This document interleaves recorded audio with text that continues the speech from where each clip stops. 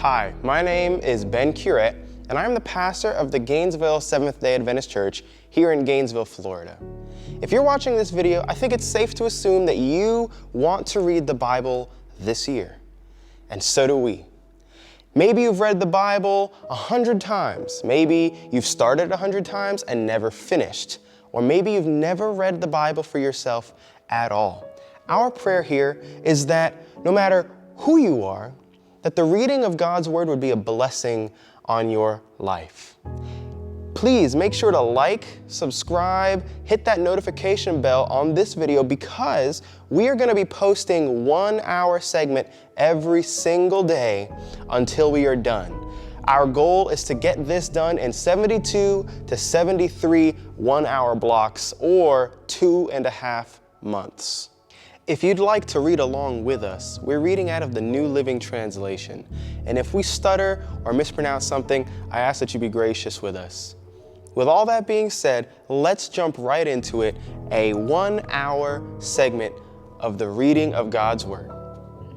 Numbers 15, verse 6. If the sacrifice is a ram, give a grain offering of 4 quarts of choice flour mixed with 1/3 of a gallon of olive oil, and give 1/3 of a gallon of wine as a liquid offering. This will be a pleasing aroma to the Lord. When you present a young bull as a burnt offering or as a sacrifice to fulfill a vow or as a peace offering to the Lord, you must also give a grain offering of 6 quarts of choice flour mixed with 2 quarts of olive oil, and give 2 quarts of wine as a liquid offering. This will be a special gift, a pleasing aroma to the Lord. Each sacrifice of a bull, ram, lamb, or young goat should be prepared in this way. Follow these instructions with each offering you present. All of you native-born Israelites must follow these instructions when you offer a special gift as a pleasing aroma to the Lord. And if any foreigners visit you or live among you and want to present a special gift as a pleasing aroma to the Lord, they must follow these same procedures. Native-born Israelites and foreigners are equal before the Lord and are subject to the same decrees. This is a permanent law for you, to be observed from generation to generation. The same instructions and regulations will apply both to you and to the foreigners living among you. Then the Lord said to Moses, "Give the following instructions to the people of Israel. When you arrive in the land where I am taking you, and you eat the crops that grow there, you must set some aside as a sacred offering to the Lord. Present a cake from the first of the flour you grind, and set it aside as a sacred offering as you do with the first grain from the threshing floor. Throughout the generations to come, you are to present a sacred offering to the Lord each year from the first of your ground flour. But suppose you unintentionally fail to carry out all these commands that the Lord has given you through Moses. And suppose your descendants in the future fail to do everything the Lord has commanded through Moses. If the mistake was made unintentionally and the community was unaware of it, the whole community must present a young bull for a burnt offering as a pleasing aroma to the Lord. It must be offered along with its prescribed grain offering and liquid offering, and with 1 male goat for a sin offering. With it, the priest will purify the whole community of Israel, making them right with the Lord, and they will be forgiven. For it was an unintentional sin, and they have corrected it with their offerings to the Lord, the special gift and the sin offering. The whole community of Israel will be forgiven, including the foreigners living among you, for all the people were involved in the sin. If one individual commits an unintentional sin, the guilty person must bring a 1-year-old female goat for a sin offering. The priest will sacrifice it to purify the guilty person before the Lord, and the person will be forgiven. These same instructions apply both to native-born Israelites and to the foreigners living among you. But those who brazenly violate the Lord's will, whether native Israelites or foreigners, have blasphemed the Lord, and they must be cut off from the community. Since they have treated the Lord's word with contempt and deliberately disobeyed his command, they must be completely cut off and suffer punishment for their guilt. One day, while the people of Israel were in the wilderness, they discovered a man gathering wood on the Sabbath day. The people who found him doing this took him before Moses, Aaron, and the rest of the community. They held him in custody because they did not know what to do with him. Then the Lord said to Moses, "The man must be put to death. The whole community must stone him outside the camp." So the whole community took the man outside the camp and stoned him to death, just as the Lord has commanded Moses. Then the Lord said to Moses, "Give the following instructions to the people of Israel. Throughout the generations to come, you must make tassels for the hems of your clothing and attach them with a blue cord. When you see the tassels, you will remember and obey all the commands of the Lord instead of following your own desires and defiling yourself as you are prone to do. The tassels will help you remember that you must obey all my commands and be holy to your God. I am the Lord your God who brought you out of the land of Egypt, and I might be your God. I am the Lord your God." Numbers chapter 16, verse 1. One day Korah, son of Izhar, a descendant of Kohath, son of Levi, conspired with Dathan and Abiram, the son of Eliab, and On, son of Peleth, from the tribe of Reuben. They incited a rebellion against Moses along with 250 other leaders of the community, all prominent members of the assembly. They united against Moses and Aaron and said, "You have gone too far. The whole community of Israel has been set apart by the Lord, and he is with all of us. What right do you have to act as though you are greater than the rest of the Lord's people?" When Moses heard what they were saying, he fell face down on the ground. Then he said to Korah and his followers, "Tomorrow morning the Lord will show us who belongs to him and who is holy. The Lord will allow these whom he selects to enter his own presence. Korah, you and all your followers must prepare your incense burners. Light fires in them tomorrow and burn incense before the Lord. Then we will see whom the Lord chooses as his Holy One. You Levites are the ones who have gone too far." Then Moses spoke again to Korah, "Now listen, you Levites. Does it seem insignificant to you that the Lord of Israel has chosen you from among all the community of Israel to be near him so you can serve in the Lord's tabernacle and stand before the people to minister to them? Korah, he has already given the special ministry to you and your follower and your fellow Levites. Are you now demanding the priesthood as well? The Lord is the one you and your followers are really revolting against. For who is Aaron and that you are complaining about him?" Then Moses summoned Dathan and Abiram, the son of Eliab, but they replied, "We refuse to come before you. Isn't it enough that you brought us out of Egypt, a land flowing with milk and honey, to kill us here in this wilderness, and that now you treat us like your subjects? What's more, you haven't brought us into another land flowing with milk and honey. You haven't given us a new homeland with fields and vineyards. Are you trying to fool these men? We will not come." Then Moses became very angry and said to the Lord, "Do not accept their grain offerings. I have not taken so much as a donkey from them, and I have never hurt a single one of them." And Moses said to Korah, "You and all your followers must come here tomorrow and present yourselves before the Lord. Aaron will also be here.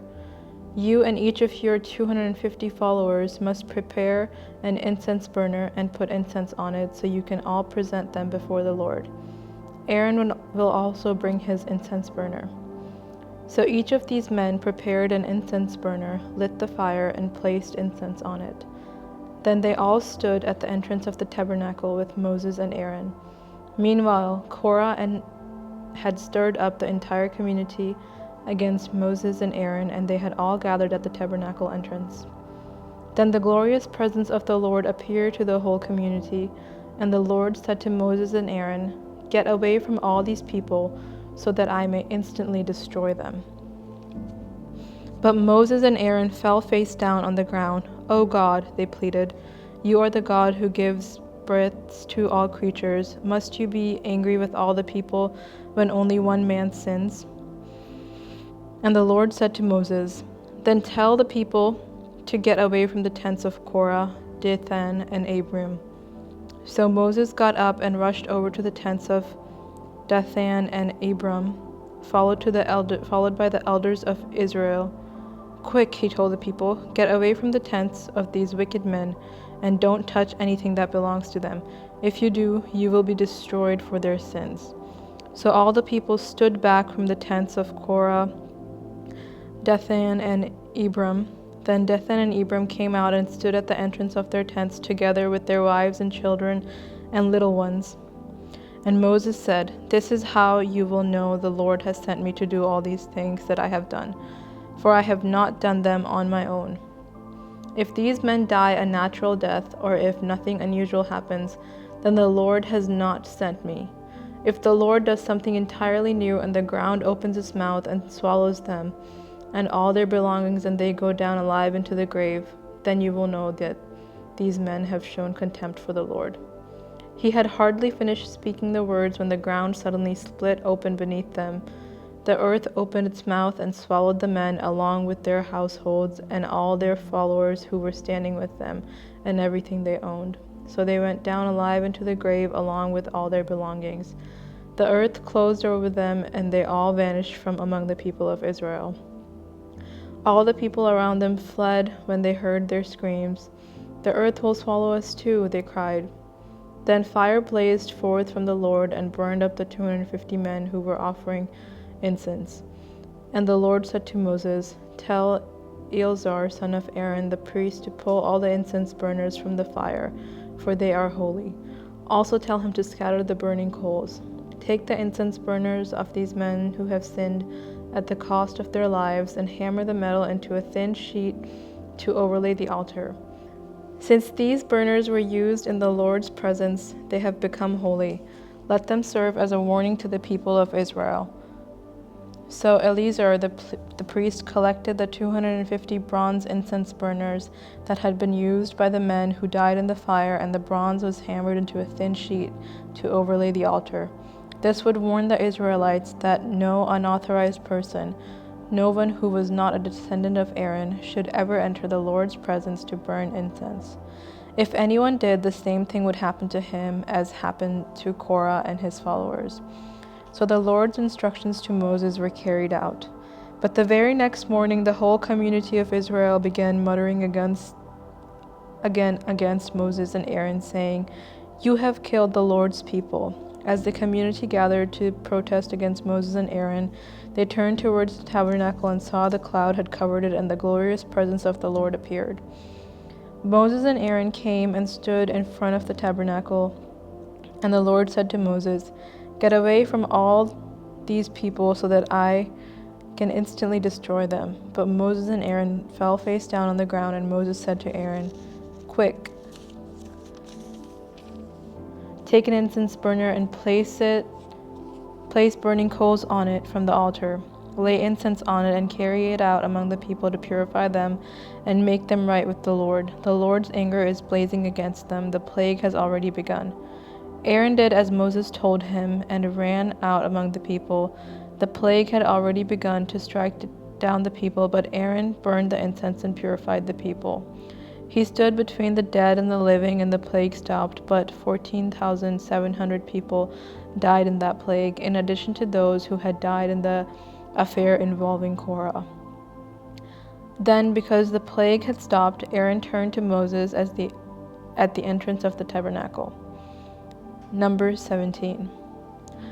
Then the Lord said to Moses, "Tell the people of Israel to bring you 12 wooden staffs, one for each leader of Israel's ancestral tribes, and inscribe each leader's name on his staff.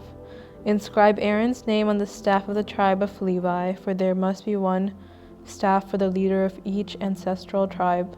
Place these staffs in the tabernacle in front of the ark containing the tablets of the covenant, where I meet with you. Buds will sprout on the staff belonging to the man I choose. Then I will finally put an end to the people's murmuring and complaining against you." So Moses gave the instructions to the people of Israel, and each of the 12 tribal leaders, including Aaron, brought Moses a staff. Moses placed the staffs in the Lord's presence in the tabernacle of the covenant. When he went into the tabernacle of the covenant the next day, he found that Aaron's staff, representing the tribe of Levi, had sprouted, budded, blossomed, and produced ripe almonds. When Moses brought all the staffs out from the Lord's presence, he showed them to the people. Each man claimed his own staff, and the Lord said to Moses, "Place Aaron's staff permanently before the Ark of the Covenant to serve as a warning to rebels.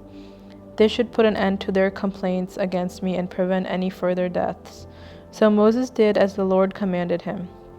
Then the people of Israel said to Moses, "Look, we are doomed, we are dead, we are ruined. Everyone who even comes close to the tabernacle of the Lord dies. Are we all doomed to die?" Numbers 18. Then the Lord said to Aaron, "You, your sons, and your relatives from the tribe of Levi will be held responsible for any offenses related to the sanctuary, but you and your sons alone will be held responsible for violations connected to the priesthood. Bring your relatives of the tribe of Levi, your ancestral tribe, to assist you and your sons as you perform the sacred duties in front of the tabernacle of the covenant. But as the Levites go about all their assigned duties at the tabernacle, they must be careful not to go near any of the sacred objects or the altar. If they do, both you and they will die. The Levites will join you in fulfilling their responsibilities for the care and maintenance of the tabernacle, but no unauthorized person may assist you. You yourselves must perform the sacred duties inside the sanctuary at the altar.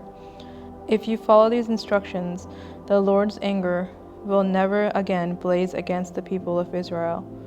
I myself have chosen your fellow Levites from among the Israelites to be your special assistants. They are a gift to you, dedicated to the Lord for service in the tabernacle. But you and your sons, the priests, must personally handle all the priestly rituals associated with the altar and with everything behind the inner curtain. I am giving you the priesthood as your special privilege of service. Any unauthorized person who comes too near the sanctuary will be put to death." The Lord gave these further instructions to Aaron. "I myself have put you in charge of all the holy offerings that are brought to me by the people of Israel. I have given all these consecrated offerings to you and your sons as your permanent share. You are allotted the portion of the most holy offerings that is not burned on the fire. This portion of all the most holy offerings, including the grain offering, sin offering, and guilt offering, will be most holy, and it belongs to you and your sons. You must eat it as a most holy offering. All the males may eat of it. You must treat it as most holy. All the sacred offerings and special offerings presented to me when the Israelites lift them up before the altar also belong to you. I have given them to you and to your sons and daughters as your permanent share. Any member of your family who is ceremonially clean may eat of these offerings. I also give you the harvest gifts brought by the people as offerings to the Lord: the best olive oil, new wine, and grain. All the first crops of their land that the people presented to the Lord belong to you. Any member of your family who is ceremonially cleaned may eat this food. Everything in Israel that is especially set apart for the Lord also belongs to you. The firstborn of every mother, whether human or animal, that is offered to the Lord will be yours. But you must always redeem your firstborn sons and the firstborn of ceremonially unclean animals. Redeem them when they are 1 month old. The redemption price is 5 pieces of silver, as measured by the weight of the sanctuary shekel, which equals 20 gerahs. However, you may not redeem the firstborn of cattle, sheep, or goats. They are holy and have been set apart for the Lord. Sprinkle their blood on the altar and burn their fat as a special gift, a pleasing aroma to the Lord. The meat of these animals will be yours, just like the breast and right thigh that are presented by lifting them up as a special offering before the altar. Yes, I am giving you all these holy offerings that the people of Israel bring to the Lord. They are for you and your sons and daughters to be eaten as your permanent share. This is an eternal and unbreakable covenant between the Lord and you, and it is also applied to your descendants." And the Lord said to Aaron, "Your priest will receive no allotment of land, or share of property among the people of Israel. I am your share and your allotment. As for the tribe of Levi, your relatives, I will compensate them for their service in the tabernacle. Instead of an allotment of land, I will give them the tithes from the entire land of Israel. From now on, no Israelite except priests or Levites may approach the tabernacle. If they come too near, they will be judged guilty and will die. Only the Levites may serve at the tabernacle, and they will be held responsible for any offenses against it. This is a permanent law for you to be observed from generation to generation. The Levites will receive no allotment of land among the Israelites, because I have given them the Israelites' tithes, which have been presented as sacred offerings to the Lord.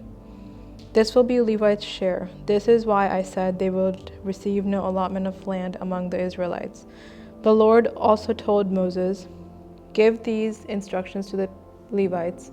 When you receive from the people of Israel the tithes I have assigned as your allotment, give a tenth of the tithes you receive, a tithe of the tithe, to the Lord as a sacred offering. The Lord will consider this offering to be your harvest offering, as though it were the first grain from your own threshing floor or wine from your own winepress.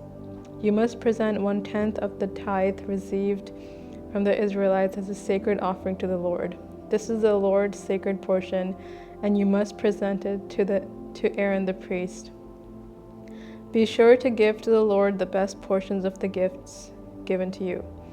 Also give these instructions to the Levites. When you present the best part as your offering, it will be considered as though it came from your own threshing floor or winepress. You Levites and your families may eat this food anywhere you wish, for it is your compensation for serving in the tabernacle. You will not be considered guilty for accepting the Lord's tithes if you give the best portion to the priests. But be careful not to treat the holy gifts of the people of Israel as though they were common. If you do, you will die." Numbers 19. The Lord said to Moses and Aaron, "Here is another legal requirement commanded by the Lord.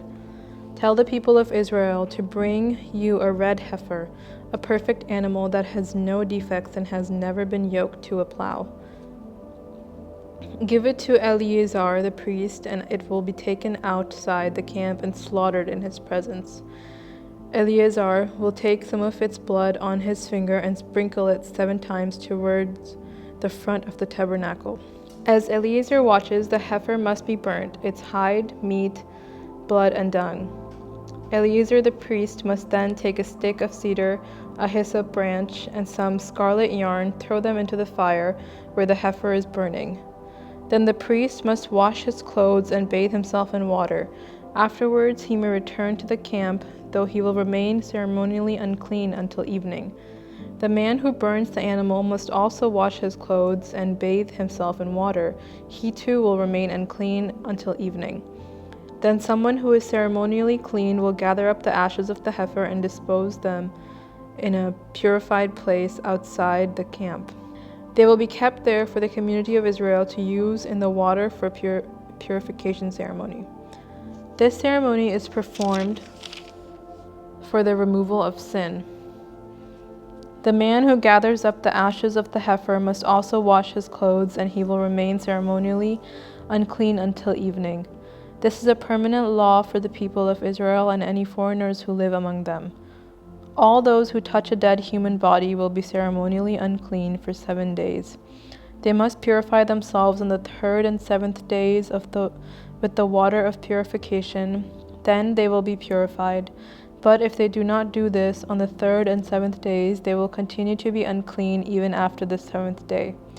All those who touch a dead body and do not purify themselves in the proper way may defile the Lord's tabernacle, and they will be cut off from the community of Israel. Since the water of purification was not sprinkled on them, their defilement continues. This is the ritual law that applies when someone dies inside a tent. All those who enter the tent and those who were inside when the death occurred will be ceremonially unclean for 7 days. Any open container in the tent that was not covered with a lid is also defiled.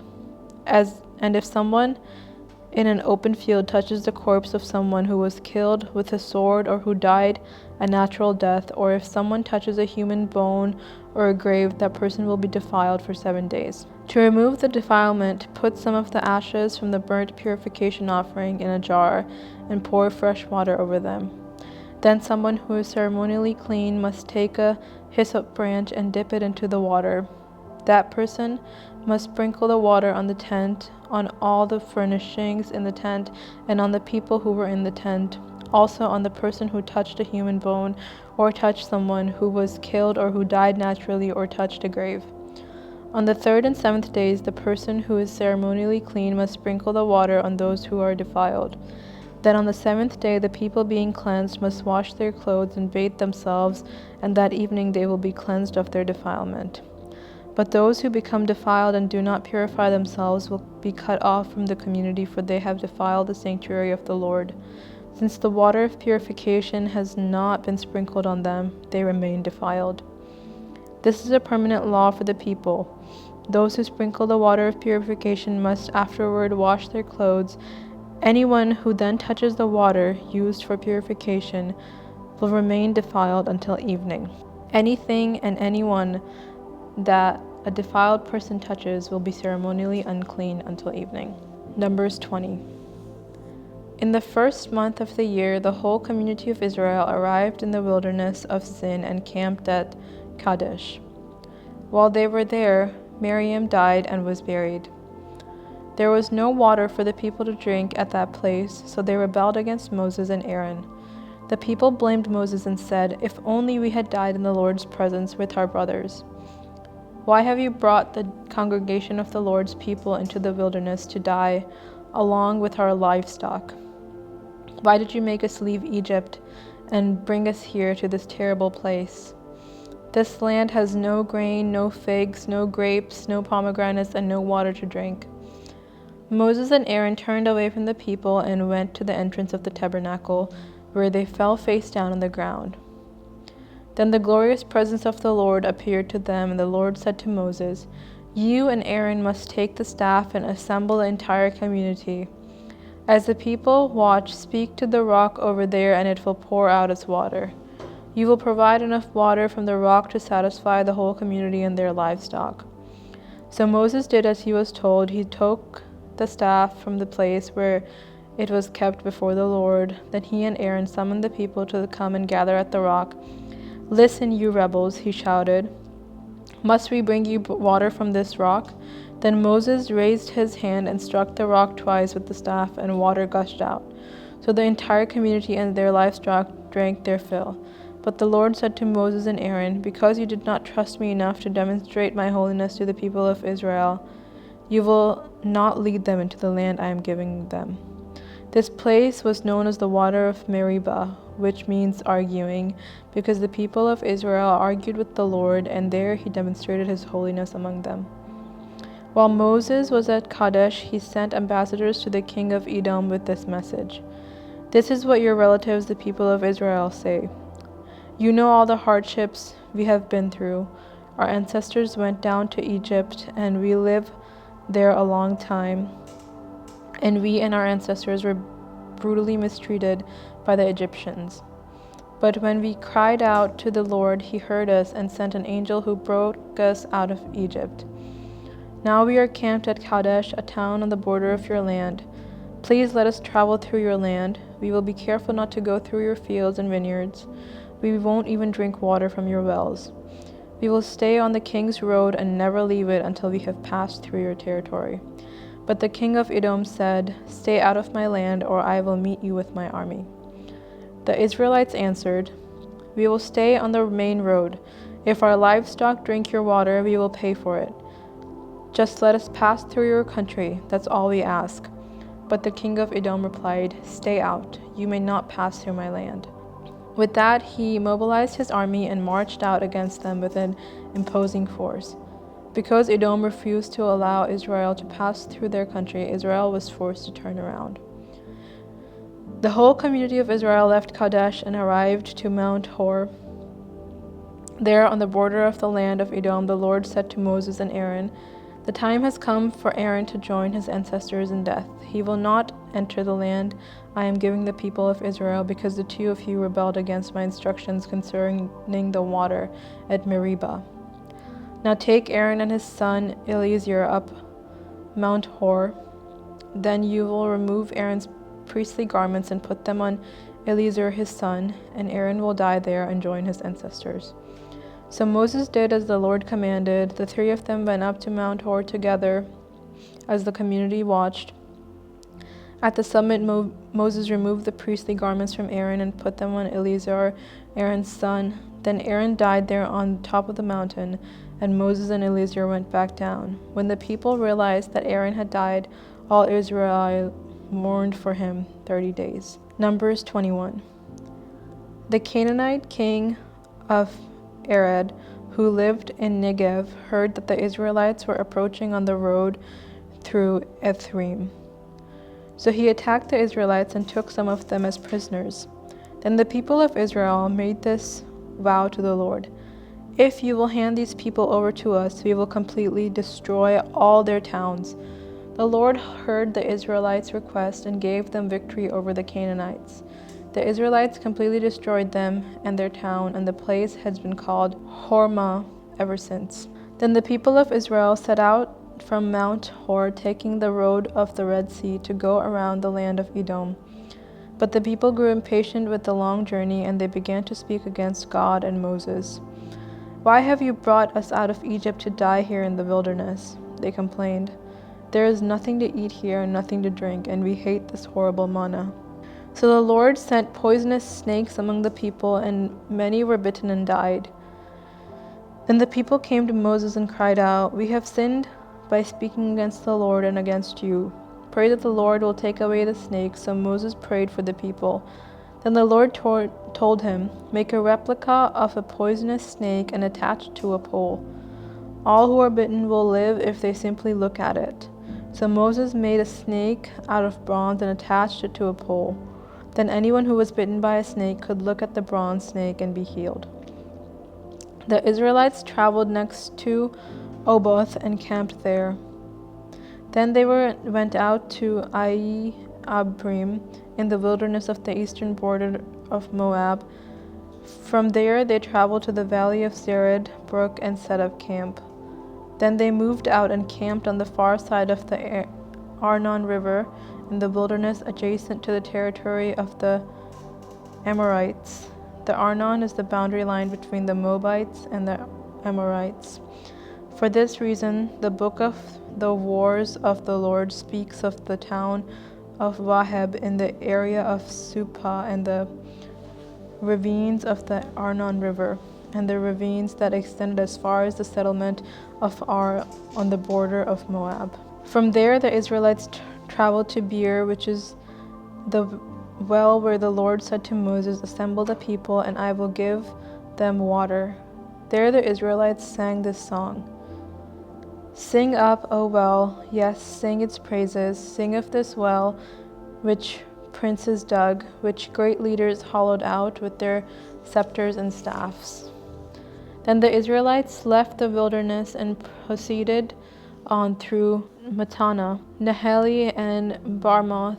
After that they went to the valley in Moab, where Pisgah Peak overlooks the wasteland.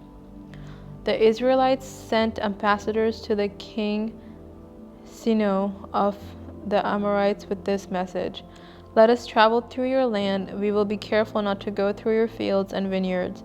We won't even drink water from your wells. We will stay on the king's road until we have passed through your territory." But the king Sihon refused to let them cross his territory. Instead, he mobilized his entire army and attacked Israel in the wilderness, engaging them in the battle of Jahaz. But the Israelites slaughtered them all with their swords and occupied their land from the Arnon River to the Jabbok River. They went only as far as the Ammonites' border, because the boundary of the Ammonites was fortified.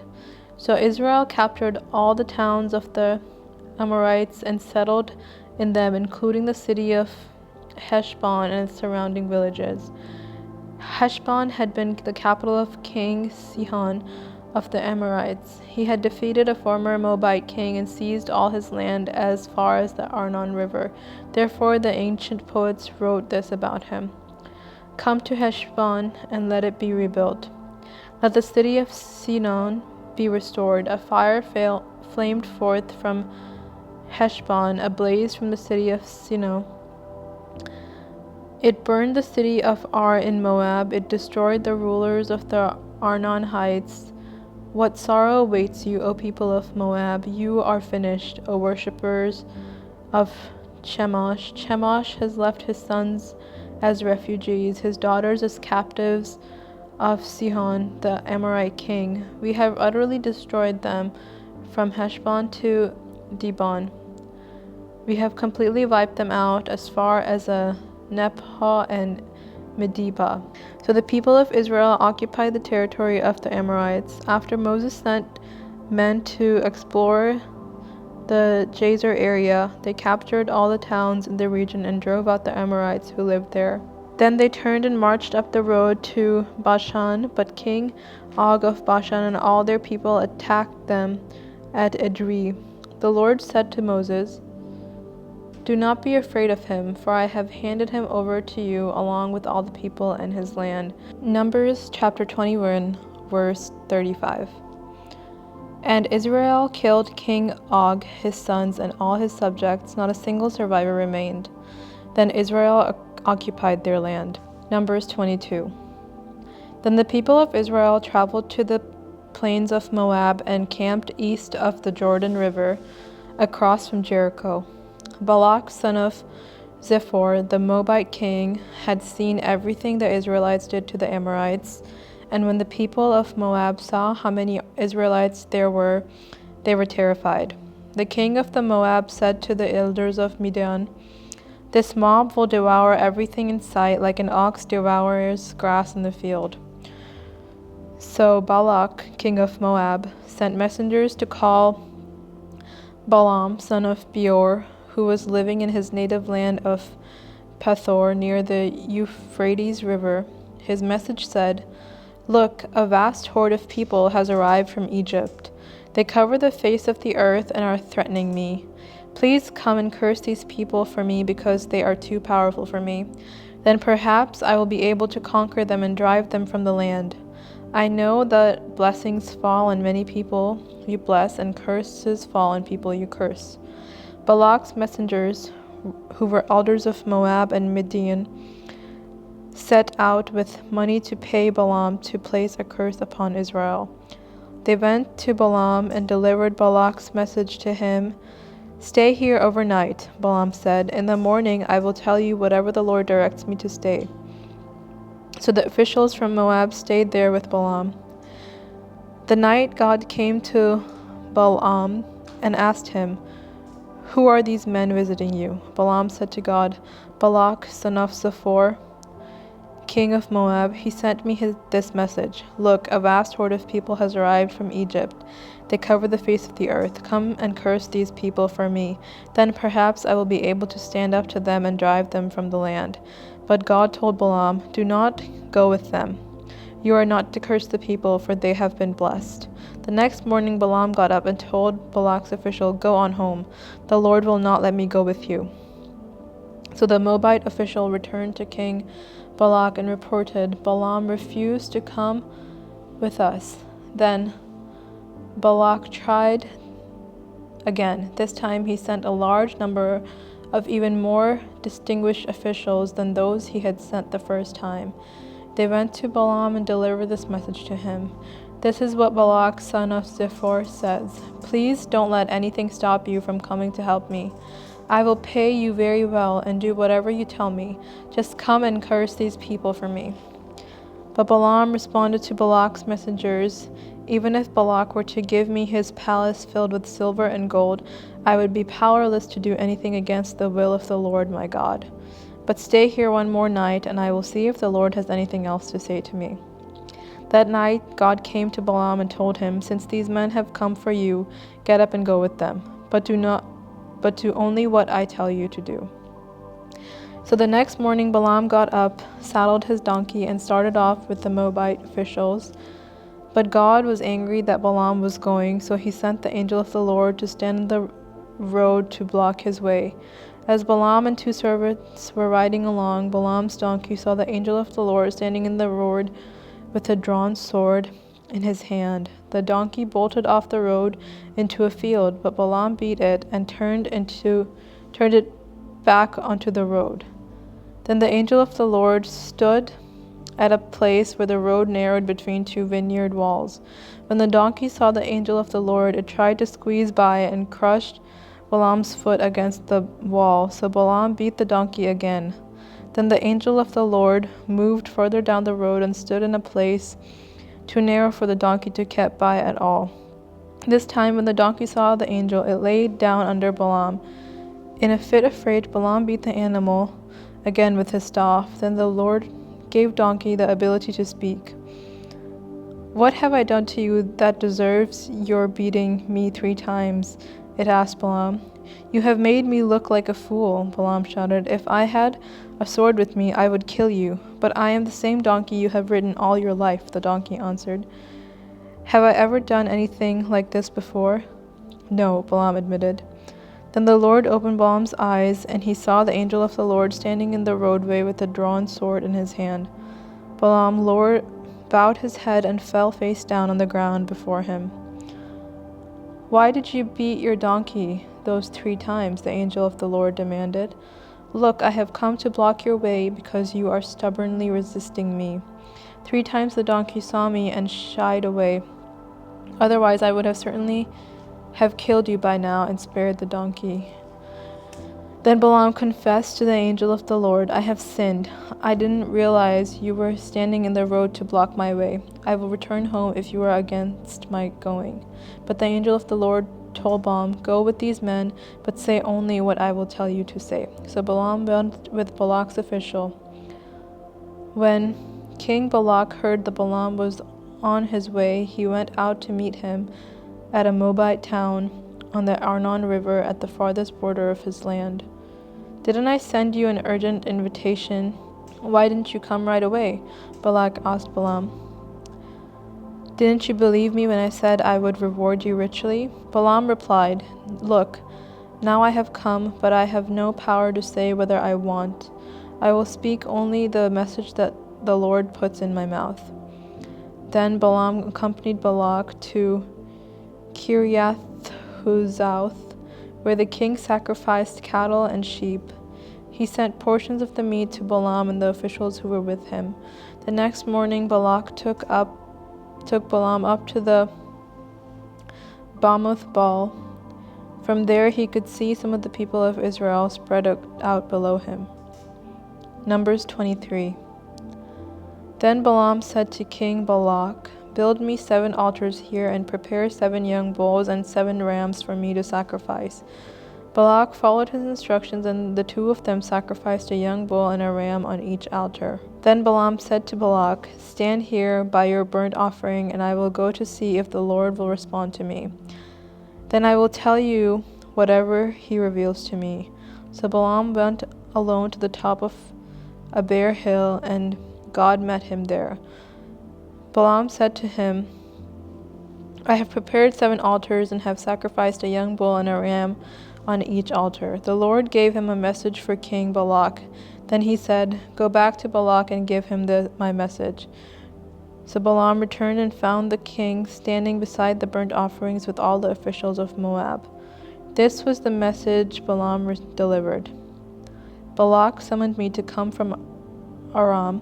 The king of Moab brought me from the eastern hills. 'Come,' he said, 'curse Jacob for me. Come and announce Israel's doom.' But how can I curse those whom God has not cursed? How can I condemn those whom the Lord has not condemned? I see them from the cliff tops. I watch them from the hills.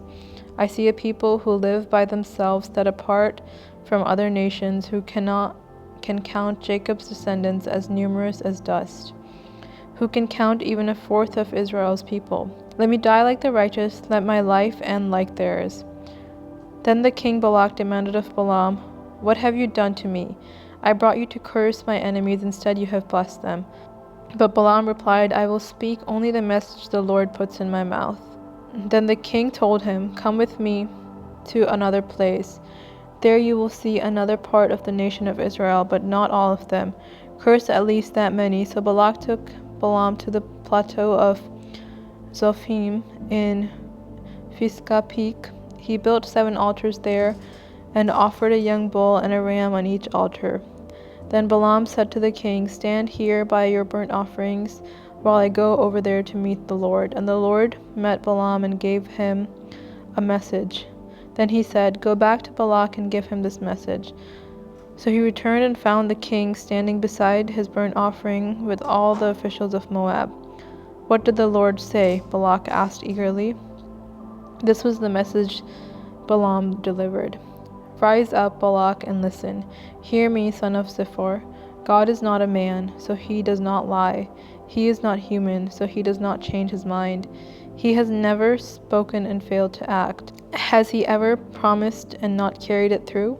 Listen, I received a command to bless. God has blessed, and I cannot reverse it. No misfortune is in his plan for Jacob. No trouble is in store for Israel. For the Lord their God is with them. He has been proclaimed their king. God brought them out of Egypt. For them he is as strong as a wild ox. No curse can touch Jacob. No magic has any power against Israel. For now it will be said of Jacob, what wonders God has done for Israel. These people rise up like a lioness, like a majestic lion rousing itself. They refuse to rest until they have feasted on prey, drank the blood of the slaughtered."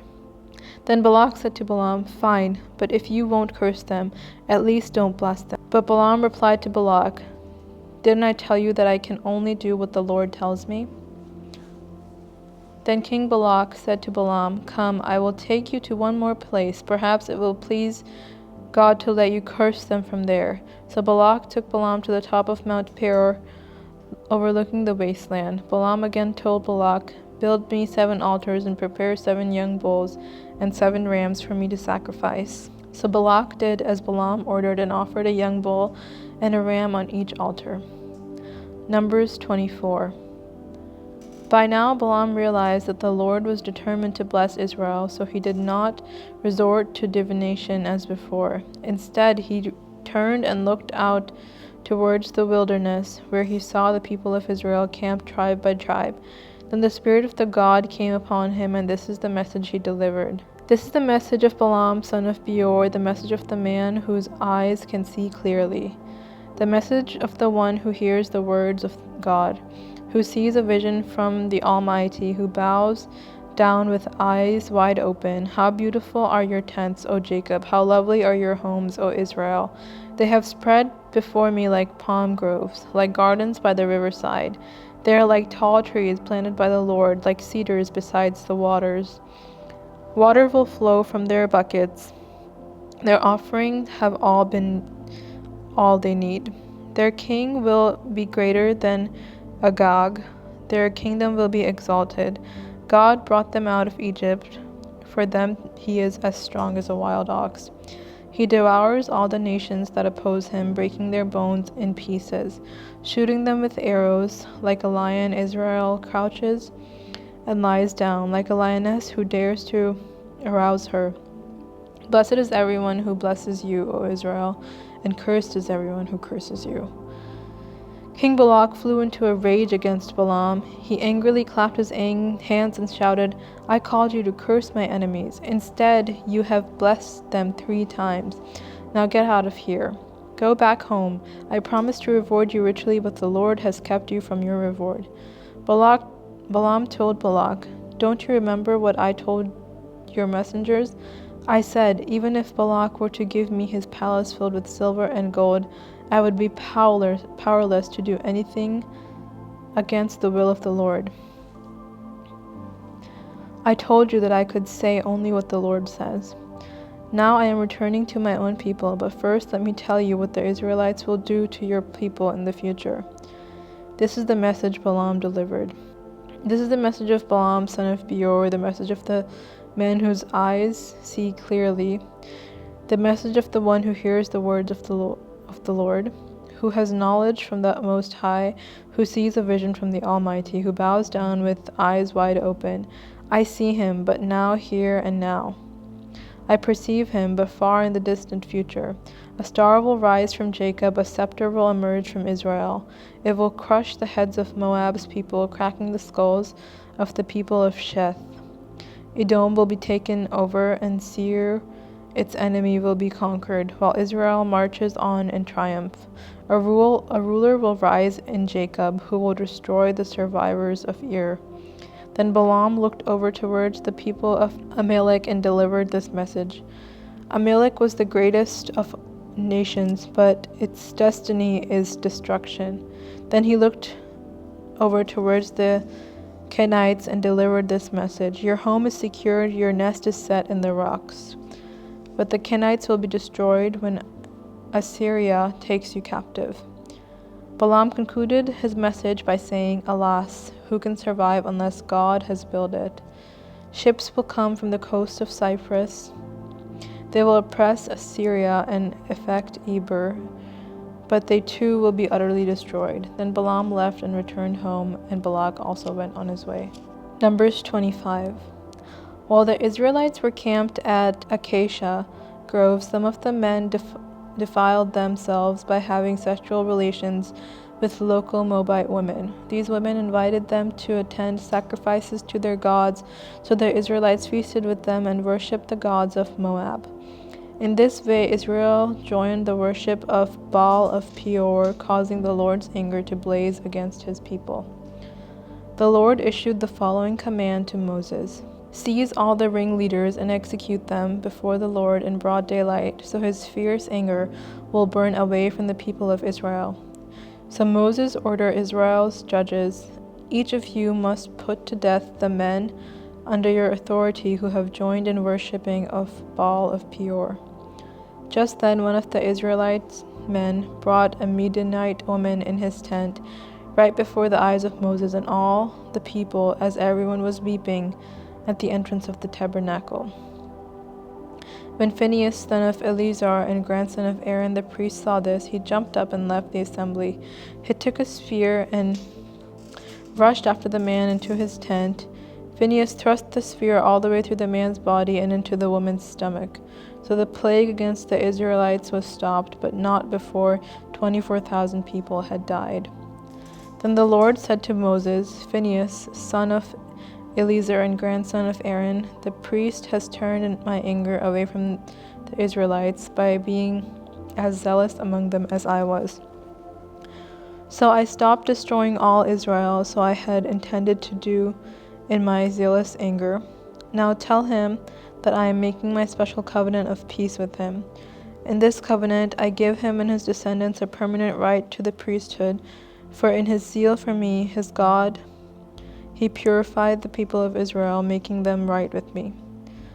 The Israelite man killed with the Midianite woman was named Zimir, son of Salu, the leader of a family whom the tribe of Simeon.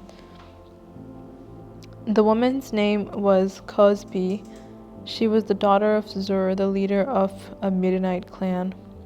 Then the Lord said to Moses, Attack the Midianites and destroy them, because they assaulted you with deceit and tricked you into worshipping Baal of Peor, and because of Cosbi, the daughter of Midianite leader, who was killed at the time of the plague because of what happened at Peor. Numbers 26.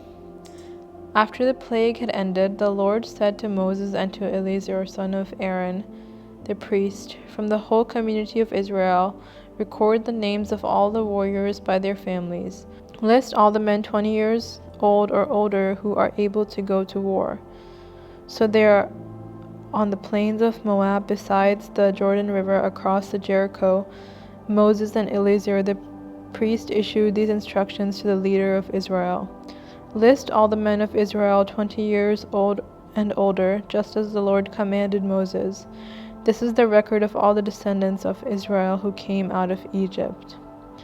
These were the clans descended from the sons of Reuben, Jacob's oldest son. The Hanochite clan, named after their ancestor Hanok. The Paulite clan named after their ancestor Palu, the Hezronite clan named after their ancestor Hezron, the Carmite clan named after their ancestor Carmi. These were the clans of Reuben. Their registered troops numbered 43,730. Palu was the ancestor of Eliab, and Eliab was the father of Nemuel, Dathan, and Abiram. Dathan and Abiram are the same community leaders who conspired with Korah against Moses and Aaron, rebelling against the Lord. But the earth opened up its mouth and swallowed them with Korah, and the fire devoured 250 of their followers. This served as a warning to the entire nation of Israel. However, the sons of Korah did not die that day. These were the clans descended from the sons of Simeon. The Jemuelite clan named after their ancestor Jemuel. The Jeminite clan named after their ancestor Jemin. The Jachinite clan named after their ancestor Jachin. The Zoharite clan named after their ancestor Zohar. The Shaulite clan named after their ancestor Shaul. These were the clans of Simeon. Their registered troops numbered 22,200. These were the clans descended from the sons of Gad. The Zephite clan named after their ancestor Zephon. The Haggite clan named after their ancestors Haggai. The Shunite clan named after their ancestor Shuni. The Oznite clan named after their ancestor Ozni. The Erite clan named after their ancestor Eri. The Ardite clan named after their ancestor Ardi. The Israelite clan named after their ancestor Areli. These were the clans of Gad. Their registered troops numbered 40,500. Judah had two sons, Er and Onan, who had died in the land of Canaan. These were the clans descended from Judah's surviving sons. The Shealite clan named after their ancestor Shelah. The Perizite clan named after their ancestor Perez. The Zerahite clan named after their ancestor Zerah. These were the sub-clans descended from the Perizites. The Hezronites named after their ancestor Hezron. The Hemulites named after their ancestors Hemul. These were the clans of Judah. Their registered troops numbered 76,500. Thank you for joining us as we read through the entire Bible together. If this was a blessing to you, let's go ahead and now be the blessing for someone else today. Don't forget to like this video, subscribe, and share it with your friends and family. And we at Gainesville Seventh-day Adventist Church will see you tomorrow. Be blessed. Bye-bye.